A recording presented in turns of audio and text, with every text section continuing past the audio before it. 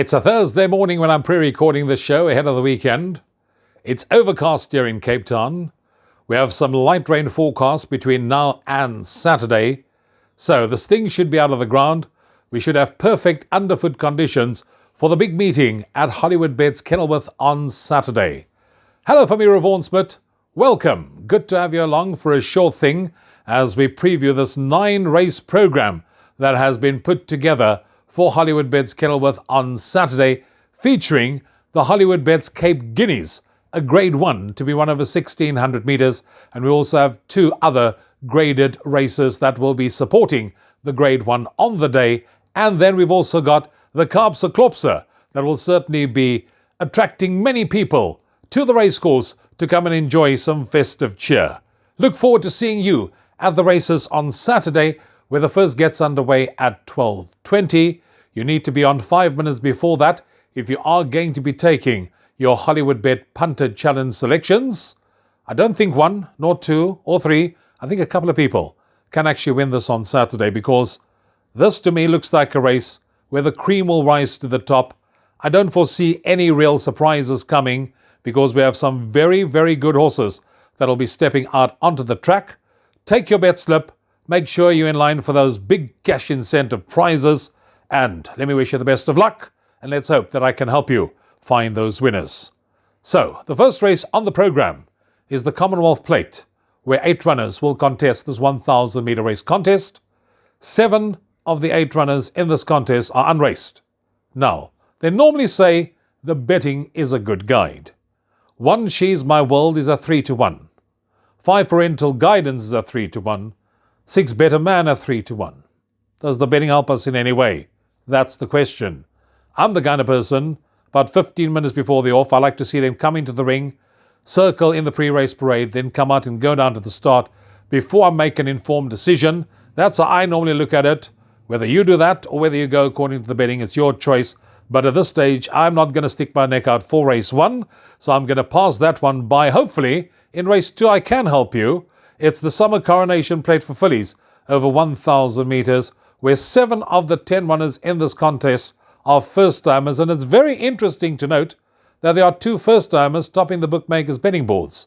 Number 10, Music of the Night, is at 5-2, 1 Wild Wild Green at 33-10, and then the horse that I think has got the winning chance, number 9, Between the Lines, has shortened from 7-1 into 4-1, and there's a reason why there has been money, because this horse finished 3rd first time out behind a horse called Black Cheetah, who we all knew was started as a good thing that day. Obvious choice to win this race. Would certainly have enjoyed having that run under the belt. Would have come on with a run under the belt. Any amount of improvement is expected. Alder de Meyer's booked to ride. This stable has won this race in the past, so there's nothing stopping them from winning the Summer Coronation Plate again. And I'm going with 9 Between the Lines to win it, from 10 Music of the Night, 1 Wild Wild Green, and 3 Paralegal. The third race is a maiden plate for 3-year-old fillies over 1,200, where 16 runners will face the starter. Year number 9, Englefield Green, is at 2-1, 22-10 number 1, Tuscan Romance, 33-10 number 10, From a Distance. Now, do we go Englefield Green or do I go Tuscan Romance? Strangely, last time out I went for Tuscan Romance in a big way. I didn't learn my lesson, because I'm going to go for Tuscan Romance again. If you look at the form, run 6 times, 6 seconds. I really do think this horse is overdue. And I do think this horse needs to be rewarded for consistency. And I do think it's a ready-made PA banker for us if we are going to go with 1 Tuscan Romance. And that's who I'm siding with to win it, from 10 From a Distance, who I thought was very unlucky in that comeback run when cramped for galloping room at a crucial stage in the race.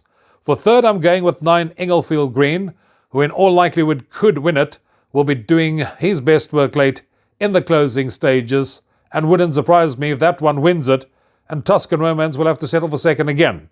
So Englefield Green is my third choice, and then for fourth I'm going with number 3, Happy Wives. So 1, 10, 9 and 3 are the numbers I'm going with in race number 3. Race 4 is the first of our graded stakes races. It's the Splash Out Victor Stakes, Grade 3, over 1,800 metres. We had 6 runners carded. Number 1, Red Palace, already has been scratched. There is a 45% deduction on all winning bets struck prior to the withdrawal of number 1, Red Palace. Now, I'm sure you've been following the story on Sporting Post. This horse was up for public auction after the last race on Wednesday. One of the partners had bought it back for 3.8 million rand. And subsequent to that, the horse has changed tables, has been moved to Dean Kannemeyer. So Red Palace will not be running in this year's Victor Stakes.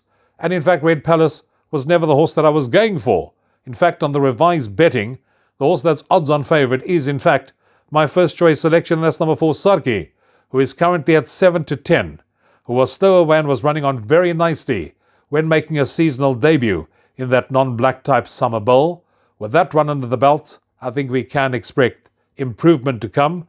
She will obviously be doing her best work late in the closing stages.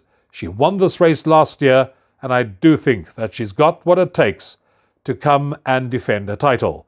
So I'm going with number 4, Sarki, to win it, ahead of 3, Rainbow Lorikeet, who ran above her rating last time out. Yes, she will have a work cut out at the weights, but a repeat of her last run does make her a big runner and a big danger. For third, I'm going with 2, Time for Love, who is held by a couple of them in this race, but loves this course and distance. And then for fourth, I'm going with 5, Girl Poker Game, who will likely sit stone loss and will be running on in the closing stages. So 4 from 3, 2 and 5 in race number 4. Race 5 is a maiden plate to be run over 1,400 metres, and here we have 13 runners who will contest this 1,400 metre event. And when I looked at this race, I thought definitely a boat race between number 3, Green Garnet, and number 4, Land of the Rising Sun. But then on closer inspection, I thought, nah, that 1 kilo swing in Green Garnet's favour for a 1-length beating is going to make Green Garnet my first choice selection. And in fact, there's precious little to choose between the two in the betting, because number 3, Green Garnet, is at 16-10, and number 4, Land of the Rising Sun, is at 18-10.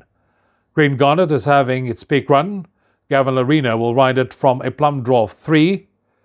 A repeat of that last run when going to the front and setting the pace, I think, is exactly what's going to make Green Garnet hard to peg back in the closing stages. So, my first choice is 3, Green Garnet, ahead of 1, 10 Penny, who is held by a couple on the last run, but I think there may be more improvement to come. I'm giving Land of the Rising Sun third. This one will also have to settle for a minor place, especially with a swing at the weights. And for fourth, number 2, Arbitration. So 3 from 1, 4 and 2 in race number 5. Race 6 is the Stitch, Class 3, over 1,200 metres, where 11 runners will face the starter. And at first glance, as I was going through the book, I got to number 5, Kai, where I thought, yes, sir, second in the sophomore. Good enough for me. That's the kind of horse that should win a race of this nature. But as I went further down the page, I got to number 10, Handsome Prince, and realised this one is 2 kilos better off at the weights with 5, Kaiboy, for a 0.35 length beating. That, to me, is enough to turn the tables. So 10, Handsome Prince, is my first choice selection ahead of 5, Kaiboy. For third, I'm going with 9, Riverstone, who is ideally course and distance suited. Richard Fourie retains the ride, and then Dumbledore, who's got good, decent, recent form for my fourth selection. 10, 5, 9, 8 are the numbers in race number 6. Moving on to the big one of the afternoon, it's the Hollywoodbet Cape Guineas, grade 1 for 3 rolls over 1,600 metres. And I'm going for the horse that I believe is the best 3-year-old in the country. I've said it since he made his seasonal debut, and he's just been getting stronger and stronger as the season has gone.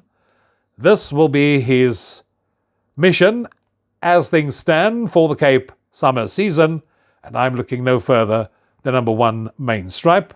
He won the Grade 2 Cape Punters Cup in scintillating fashion. It certainly was a workmanlike performance, the manner in which he finished off that race.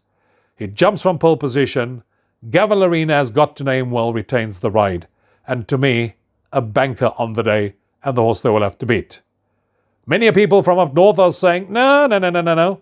Heather's Boy for us. Number 4, from the powerful Mike de Cockyard. Unbeaten in 3 starts, and we saw last week that a horse from up north had come down to win the Cape Fillies Guineas. And everyone's saying if the Cape Fillies Guineas can be won from a horse from up north, a horse from up north can come and win the Hollywoodbet Cape Guineas. So that to me is the biggest danger. Great Plains, winner of the Grade 3. Cape Classic, I'm going with the third. And then 8 on 18 is my fourth choice selection, who is in fact a third favourite in this race. 1, 4, 2 and 6 are the numbers I'm going with in race number 7. Eighth race is the third of our graded stakes races. It's the Richmond Peninsula Handicap Grade 3 to be run over 1,800 metres. And here I'm going with number 6, Future Swing, as my first choice selection. If one look at that last race and you actually go and have a look at it, you'll see that this horse over-raced a bit in that run over 2,500 metres. Future Swing, if you go and look at last year's running of this race, you'll see he finished second. And I do think he's got what it takes to go one better this year. So he's going to be my first choice selection. He's having his peak run. Grant van die Kerk is on board. And I think that will make all the difference for Future Swing to take the lion's share of the prize money. 2 Triple Time will be my second choice. Richard Free in the saddle. He should strip much fitter. For third, I'm going with 11 Infrared, who happened to be better off at the weights with Triple Time. And that one I'm going with for third. And then Otto Lucan, who's likely to race on the heels of the early speed for fourth. So I'm going 6 from 2, 11 and 4, which takes us on to the last race on the programme, and that runs at 5:05. And guess what? I'm not going with a favourite, second or third favourite. I'm in fact going with a long shot to win the last race. I'm going with a 12-1 shot as my first choice selection, and that's number 5, Augusta Blue. I thought ran on nicely from just off the pace last time out when getting up to win going away. The horse that finished third in that race has subsequently come out and franked that form line. So that all bodes well for Augusta Blue's chances. Yes, he does take a bit of a rise in class, but I think he should be capable of the task at hand, and I'm going to give this roughie the nod to win it, ahead of number 3, Arctic Wizard, who received a £3 penalty for that last win, but he remains in Class 4 company as my second choice. 1 Paratrooper I'm going with for third. He's got a swing of the weights with Arctic Wizard. And then for fourth, I'm going for number 4, Cork Bay, who I think is still on the up.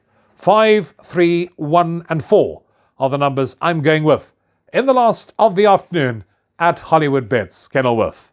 It's a big meeting. The Kaapse Klopse will then, of course, take centre stage after the last race. It's going to be a festive day at the track. Make sure you got your tickets. Make sure you come and see it all. Make sure you soak up the atmosphere. Be part of the festive cheer. I'm Rouvaun Smit. Thanks for joining me. Till next time, cheers for now.